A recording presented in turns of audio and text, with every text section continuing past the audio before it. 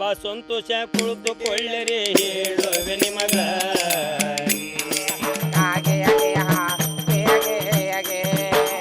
ಅಡವಿ ತಾಯಿ ಚೆನ್ನಾಗಿದ್ರೆ ಅನ್ನಕ್ಕೆ ಕೊರತೆ ಇಲ್ಲ, ಒಳ್ಳೆಯ ಪೈರು ಹಟ್ಟಿಗೆ ಬಂದ್ರೆ ಮಾಡೋಣ ಹಬ್ಬವ.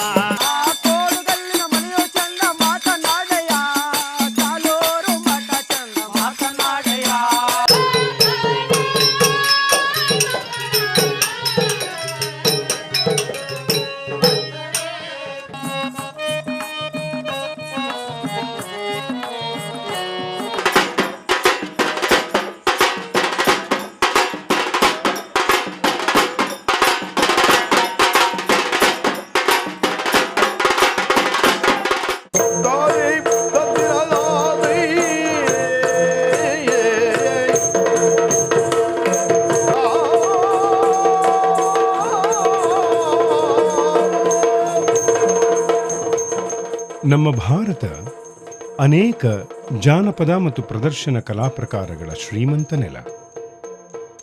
ಈ ಕಲಾ ಪ್ರಕಾರಗಳು ಸಮುದಾಯದ ಬದುಕು, ಆಚಾರ, ವಿಚಾರ, ಸಂಸ್ಕೃತಿ ಮತ್ತು ಚರಿತ್ರೆಗಳಂತಹ ಅನೇಕ ಮಾಹಿತಿಗಳನ್ನು ದಾಖಲಿಸಿ ಪ್ರಸರಣ ಮಾಡುವ ದಿಸೆಯಲ್ಲಿ ತನ್ನದೇ ಆದ ವಿಶಿಷ್ಟ ಕೊಡುಗೆಗಳನ್ನು ನೀಡುತ್ತಾ ಬಂದಿವೆ. ಕರ್ನಾಟಕ ಸರ್ಕಾರದ ಕರ್ನಾಟಕ ರಾಜ್ಯ ಏಡ್ಸ್ ಪ್ರಿವೆನ್ಷನ್ ಸೊಸೈಟಿ ಕೆಸಾಪ್ಸ್ ಈ ಕಲಾ ಪ್ರಕಾರಗಳನ್ನು ಬಳಸಿ HIV ಏಡ್ಸ್ ಮಾಹಿತಿ ಮತ್ತು ಆರೋಗ್ಯ ಅರಿವು ಮೂಡಿಸುವ ಅರ್ಥಪೂರ್ಣ ಕಾರ್ಯಕ್ರಮಗಳನ್ನು ಹಮ್ಮಿಕೊಂಡಿದೆ. ಸುಮಾರು 20ಕ್ಕೂ ಹೆಚ್ಚು ಜನಪದ ಕಲಾ ಪ್ರಕಾರಗಳನ್ನು ಈ ಕಾರ್ಯಕ್ರಮಗಳಲ್ಲಿ ಬಳಸಿಕೊಳ್ಳಲಾಗಿದೆ.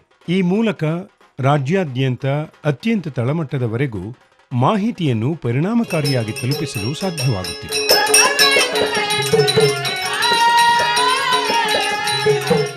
ಉತ್ತರ ಕರ್ನಾಟಕದ ಬಯಲು ನಾಟಕ ರೂಪದ ಪ್ರಸಿದ್ಧ ಕಲಾ ಪ್ರಕಾರ ಶ್ರೀಕೃಷ್ಣ ಪಾರಿಜಾತ. ಭಾಗವತದ ಕಥೆಗಳನ್ನು ವೇಷಧಾರಿ ಕಲಾವಿದರು ಸಂಗೀತ, ಮೌಖಿಕ ಸಾಹಿತ್ಯ ಮತ್ತು ನೃತ್ಯಗಳ ಮೂಲಕ ಜನರನ್ನು ರಂಜಿಸುವ ಕೃಷ್ಣ ಪಾರಿಜಾತದ ಕಲಾವಿದರು ಪ್ರದರ್ಶಿಸಿದ HIV ಏಡ್ಸ್ ಮಾಹಿತಿ ಮತ್ತು ಆರೋಗ್ಯದರಿವಿನ ಕಾರ್ಯಕ್ರಮ ಇಗೋ ಇಲ್ಲಿದೆ ನೋಡಿ.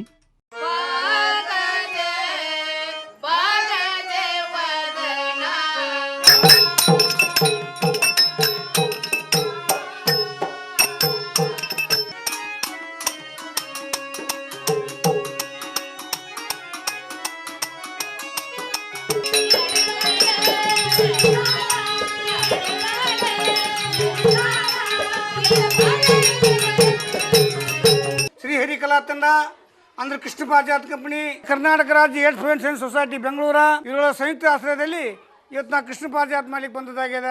ಮನುಷ್ಯನಿಗೆ ಹೆಚ್ಚಾಗಿ ಸೋಂಕು ಹೇಗೆ ಬರ್ತದ, ಅದು ಬಂದ್ರೆ ಎಂಥ ಅನಾಹುತ ಆಗ್ತದ, ಅದು ಬರದಂತೆ ನಮ್ಮ ಮುನ್ನೆಚ್ಚರಿಕೆ ಹೇಗೆ ವಹಿಸ್ಬೇಕು ಅನ್ನುವಂಥದ್ದು ನಮಗೆ ಒಂದು ಕರೆ ಮೂಲಕ ತಿಳಿಸ್ತಾ ಇದ್ದೇವೆ. ಹೆಚ್ಚಾಗಿ ಸೋಂಕ ಬಂದೈತಂತ ಎಚ್ಚರವಾಗಿ ಇರಬೇಕಂತ.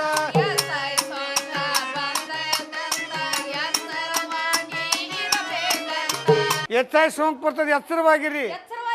ಮುಂದೆ ಏಡ್ಸ್ ಆಗ್ತದ, ಅದರಿಂದ ದೂರ ಇರಿ ಅಂತ ಫಲ ಮಾಡಿ ಎಲ್ಲರಿಗೆ ಮನ ಮುಟ್ಟು ಅಂತ ಹೇಳಿದ್ರಿ. ಆದ್ರೆ ನೀವು ಪದ್ಯ ಹೇಳಿದ್ರಿ, ಇದು ಯಾರಿಗೆ ಗುರ್ತಾತು ಗುರ್ತಾಗ್ಲಿಲ್ಲ, ಇದನ್ನ ಎಲ್ಲರಿಗೂ ತಿಳಿಯುವಂತೆ ಮನ ಮುಟ್ಟಂತ ವಿಸ್ತಾರ ಮಾಡಿ ಹೇಳುವಂತ ದೇವಲೋಕದ ಕೊರಂಜಿ.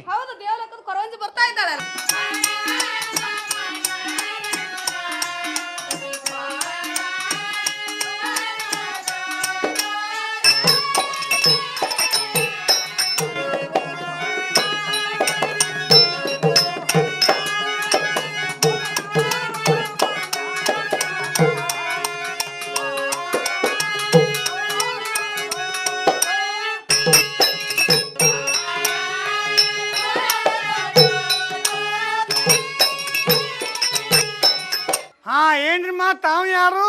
ನಾನು ದೇವಲೋಕದ ಕೊರವಂಜಿ. ಕೂಡಿದಂತ ಜನರಿಗೆ ಏನ್ ಹೇಳಿಕ್ ಬಂದೀವ ನೋಡವ, ಇರಿವಿ 84 ಲಕ್ಷ ಜೀವರಾಶಿಗಳಲ್ಲಿ ಶ್ರೇಷ್ಠವಾದಂತದ್ದು ಮಾನವ ಜನ್ಮ.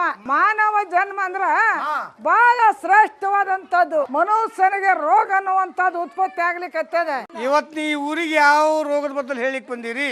HIV AIDS. ಆದ್ರೆ HIV ಅಂದ್ರೆ ಏನು ಗುರ್ತಿಲ್ಲ ನನಗೆ. ಮೊದಲು HIV ಅಂದ್ರ ಒಂದ ಕ್ರಿಮಿ ಅಂತ ತಿಳ್ಕೊಳ. HIV ಕ್ರಿಮಿ ಅನ್ನುವ ಅನ್ನುವಂತಹದ್ದು ಮನುಷ್ಯನ ಶರೀರದಲ್ಲಿ ಪ್ರವೇಶ ಆಯ್ತು ಅಂದ್ರೆ ಸೇರ್ಕೊಂತಂದ್ರ ಅದೇನ್ ಮಾಡ್ತದ? ಏನಮ್ಮ? ಮನುಷ್ಯನ ಶರೀರದಲ್ಲಿ ಎರಡು ರಕ್ತದ ಕಣಗಳವ. ರಕ್ತದ ಕಣ ಎರಡು ಯಾವ್ಯಾವು? ಕೆಂಪು ರಕ್ತದ ಕಣ ಮತ್ತು ಬಿಳಿ ರಕ್ತದ ಕಣ ಅಂತ ಎರಡು ರಕ್ತದ ಕಣಗಳು ಮನುಷ್ಯನ ಶರೀರದಲ್ಲಿ ಇರ್ತಾವ. ಎಲ್ಲಾರ ಶರೀರದಾಗ ಇರ್ತಾವ ನಂಗ.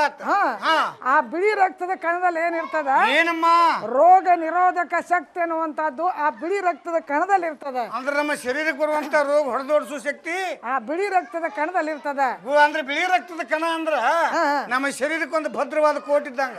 ಭದ್ರವಾದಂತ ಕೋಟ್ ಇದ್ದಂಗ. ಅಥವಾ ಮನಿಗೊಂದು ಬಾಗ್ಲಿದ್ದಂಗ. ಹೊಲಕ್ಕೊಂದು ಬೇಲಿದ್ದಂಗ. ಅಥವಾ ನಮ್ ದೇಶಕ್ಕೆ ಒಬ್ಬ ಸೈನಿಕ ಇದ್ದಂಗ. ಅದ್ ಹೆಂಗಂದ್ರ ಹೊರಗಿನ ದೇಶದ ವೈರಿ ನಮ್ ದೇಶಕ್ಕೆ ನುಗ್ಗು ಅನ್ಕಂಡ್ರ ನಮ್ ಸೈನಿಕರು ಹೆಂಗ ಅವ್ನ ಗುಂಡಾಕಿ ಓಡಿಸ್ತಾರೋ ಹಂಗ ನಮ್ಮ ಶರೀರಕ್ಕೆ ಯಾವ್ದೇ ಒಂದು ರೋಗ ಬರುವಂತ ಕಂಡ್ರ ಅದನ್ನ ಹೊಡೆದೋಡಿಸುವಂತ ಶಕ್ತಿ ಆ ಬಿಳಿ ರಕ್ತ ಕಣದಲ್ಲಿ ಇರ್ತದೆ. ಈಗ ಗುರ್ತಾತಲ್ಲ ಹೆಚ್ಚಾಗಿ ಸೋಂಕು ಅನ್ನುವಂತದ್ದು ಬಿಳಿ ರಕ್ತದ ಕಣದಲ್ಲಿ ಸೇರ್ಕೊಂತಂದ್ರ ಅದೇನ್ ಮಾಡ್ತದ? ಏನಮ್ಮ?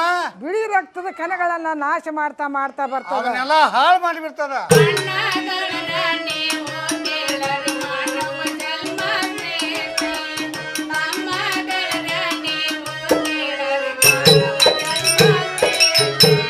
ಮನುಷ್ಯನ ಶರೀರಕ್ಕೆ ಹೆಚ್ಚಾಗಿ ಸೋಂಕು ತಗಲಬೇಕಾದ್ರ ಮುಖ್ಯ ಕಾರಣ ಹೇಗೆ ಬರ್ತದ? ಲೈಂಗಿಕ ಸಂಪರ್ಕದಿಂದ. ಲೈಂಗಿಕ ಅಂದ್ರೆ ಏನಾಕೋರ್ವಂಜಿ? ಯಾಕ ನಿನ್ ಗೊತ್ತಾಯಿಲ್ಲನ? ನಾವು ಹಳ್ಳಿಯಾಗ ಜೀವನ ಮಾಡಾರ ನಮ್ಗೆ ಲೈಂಗಿಕ ಪಂಗಿಕ ತಿಳುವಂಗಿಲ್ಲ ನಮ್ಗೆ.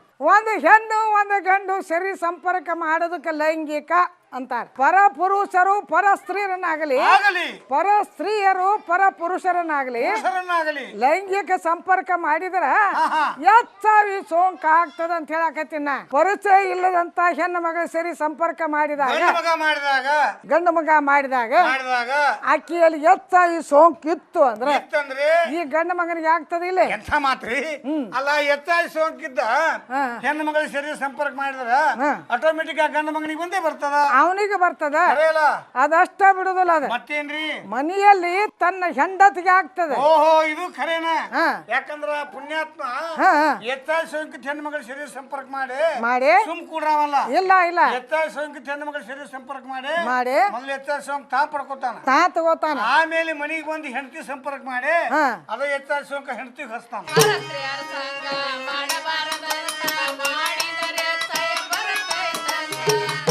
ಪರಸ್ಪರ ಸಂಘ ಮಾಡಬಾರ್ದು. ಮಾಡಿದ್ರ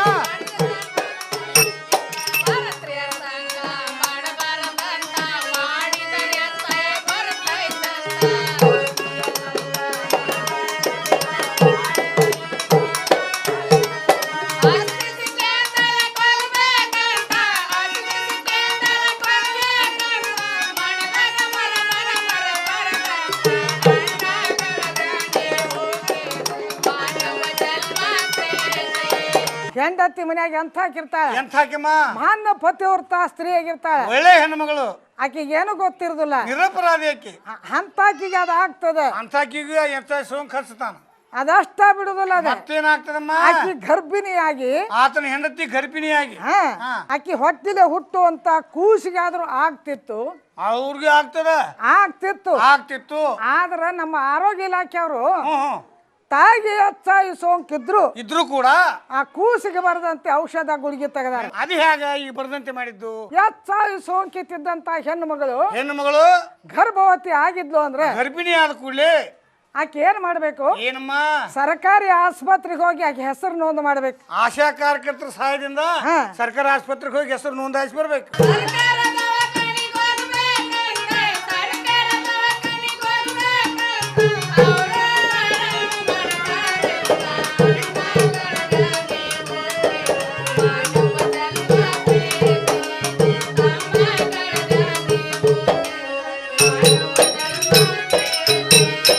ಹೆರಿಗೆ ಸಮಯ ಬರುವವರೆಗೆ ಸರ್ಕಾರಿ ಆಸ್ಪತ್ರೆಗೆ ಹೋಗ್ತಾ ಬರುತ್ತಾ ಪರೀಕ್ಷೆ ಮಾಡಿಸ್ಕೊತಾ ಇರ್ಬೇಕು. ಹೆಚ್ಚಾಗಿ ಸೋಂಕಿತ ಗರ್ಭಿಣಿ ಸರ್ಕಾರಿ ಆಸ್ಪತ್ರೆಗೆ ಹೋಗ್ತಾ ಬರ್ತಾ ಚೆಕ್ ಮಾಡ್ಕೊತಿರ್ಬೇಕು. ಆಕಿಗೆ ಒಂದು ಗುಳಿಗೆ ಅಂತ ಕೊಡ್ತಾರೆ. ಯಾರು? ಆರೋಗ್ಯ ಇಲಾಖೆ. ಆರೋಗ್ಯ ಇಲಾಖೆ ಗುಳಿಗೆ ಯಾವ್ದ್ರಿ ಅದು? ನೇರೋಪೇನ್ ಅನ್ನುವಂತದೊಂದು ಗುಳಿಗೆ ಕೊಡ್ತಾರೋ ಹೆರಿಗೆ ಆಯ್ತು. ಹೆರಿಗೆ ಆದ ನಂತರ ಆ ಕೂಸಿಗೆ ಒಂದ ಡ್ರಾಪ್ಸ್ ಅಂತ ಹಾಕ್ತಾರ. ಡ್ರಾಪ್ಸ್ ಯಾವ್ದ್ರಿ ಅದು? ನೇರೋಪೇನ ದ್ರಾವ್ ಅಂತ ಇರ್ತದ.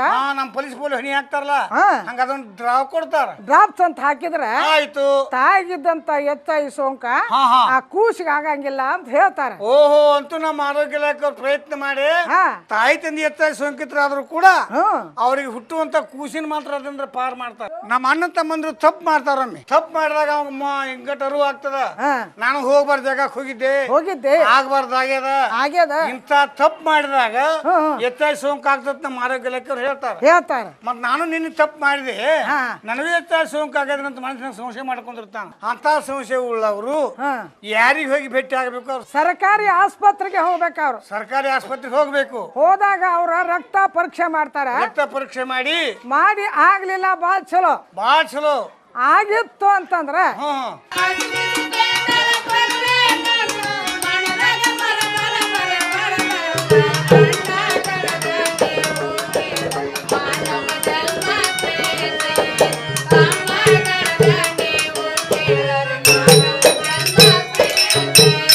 ಸರ್ಕಾರಿ ಡಾಕ್ಟರ್ ಏನ್ ಹೇಳ್ತಾರ? ಏನಮ್ಮ ಎಚ್ಐ ಸೋಂಕು ನಿನಗ ಆಗ್ಯದಪ್ಪ, ICTC ಕೇಂದ್ರ.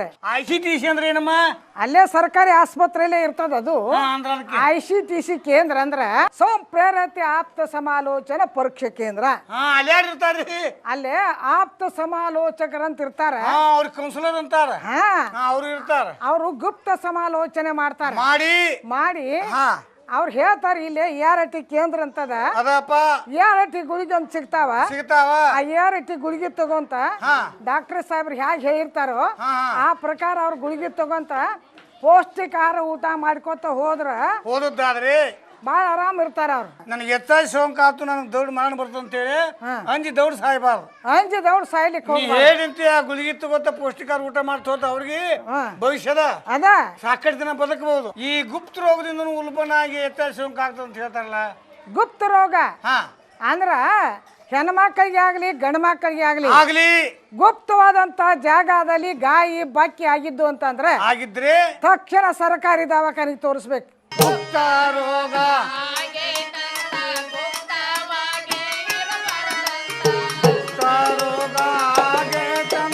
ಗುಪ್ತವಾಗಿ ಇರಬಾರದಂತ.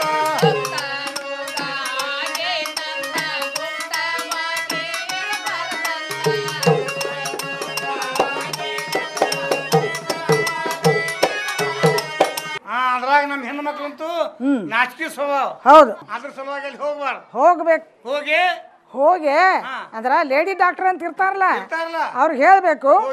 ಹೇಳಿದಾಗ ಅವ್ರಿಗೆ ತೋರ್ಸಿದ್ರ ಆರಾಮ್ ಮಾಡಿಬಿಡ್ತಾರ. ಅವ್ರು ಅದನ್ನ ಬಿಟ್ಕೊಂತ ಹೋಗಿ ಉಲ್ಬಣ ಆದ್ರ ಆಯ್ತಂದ್ರೆ ಅದರಿಂದ ಎಚ್ಐ ಸೋಂಕು ಆಗ್ತದ.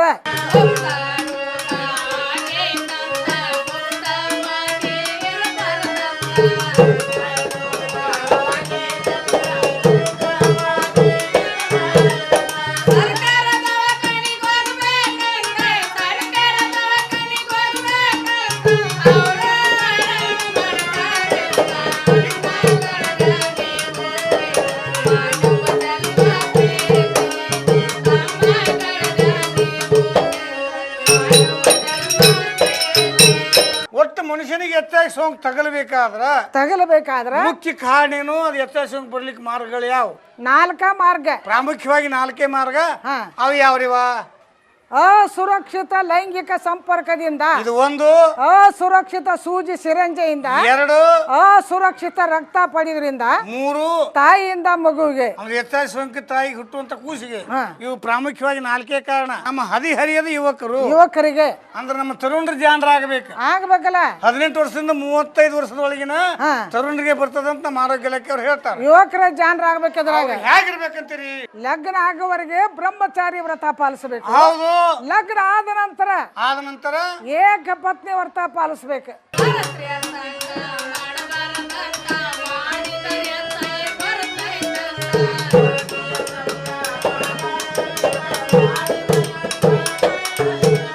ಪರಸ್ತ್ರೀಯರ ಸಂಘ ಮಾಡಬಾರ್ದು. ಮಾಡಿದ್ರೆ ಎಚ್ಐ ಸೋಂಕು ಆಗ್ತದ. ಆದ್ರ ನಾವು ಪರಸ್ತ್ರೀಯರ ಸಂಘ ಮಾಡೋರು. ನೀವು ಹೌದು ಮಾಡಬಾರ್ದ್ರಿ. ಪರಸ್ತ್ರೀಯರ ಸಂಘ ಮಾಡಿದ್ರೆ ಎಚ್ಐ ಸೋಂಕಾಗಿ ಏರ್ಸಾಗ ಸತ್ತು ಹೋಗ್ತಿ. ಅಲ್ರಿ, ಈಗ ನಾ ಹೇಳೋದಕ್ಕೊಂದು ಕಾರಣ ಅದಾರೆ. ಕಾರಣ ಅಂತ ಹೇಳಕ್ ಬಂದಿರಿ. ಹೌದ್ರಿ. ನಿಮ್ ಕಾರಣ ಏನ್ರಿಪ್ಪ ಅದು?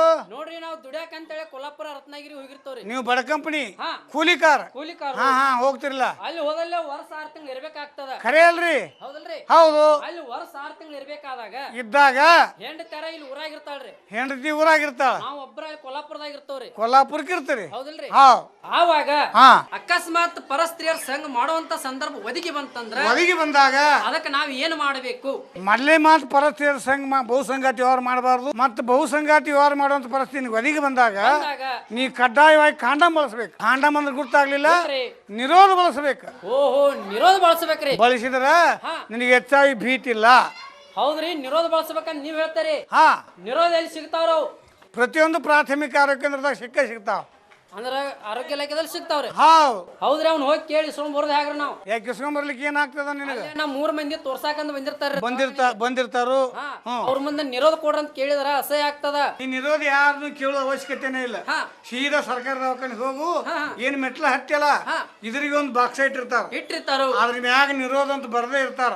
ಆ ಬಾಕ್ಸ್ ತುಂಬ ನಿರೋಧ ತುಂಬಿರ್ತಾರ. ನಮ್ಮ ಸರ್ಕಾರ ನಮ್ಮ ಜನರ ಆರೋಗ್ಯವಾಗಿರ್ಲಿ ಅಂತ ನಿರೋಧ ಬದಲು ಸಾಕಷ್ಟು ಪ್ರಚಾರ ಮಾಡ್ಲಿಕ್ಕೆ ಹೌದ್ರಿ. ಎಂತ ಘೋಷಣೆ ಮಾಡ್ಯಾರಂದ್ರ ನಿರೋಧ ಬಳಸಿ ನಿರೋಧ ಬಳಸಿ ಮತ್ತ ಇನ್ನೊಂದ್ ನಮ್ಮ ಅಣ್ಣ ತಮ್ಮಂದ್ರಿಗೆ ಎಂತ ಮಾತು ಹೇಳ್ಯಾರಂದ್ರ ಮದುವೆ ಪೂರ್ವದಲ್ಲಿ ಮಿಲನ ಬೇಡ ಎಂತೆಂತ ಮಾತು ಹೇಳ್ಯಾರ. ಇವ್ನು ಪಾಲಿಸಿದ್ರ ಹೆಚ್ಚಾಗಿ ಸೋಂಕೊಂಡು ನಮ್ಮ ದೇಶಕ್ಕ ಬಿಟ್ಟು ಹೋಗ್ಬಿಡ್ತದ. ಅಂತ ಧರ್ಮವಂತವಾಗಿ ನಡೀತಿ. ಹೌದಲ್ಲ? ಪರಸ್ತ್ರೀಯ ಸಂಘ ಮಾಡಬಾರ್ದಲ್ರಿ.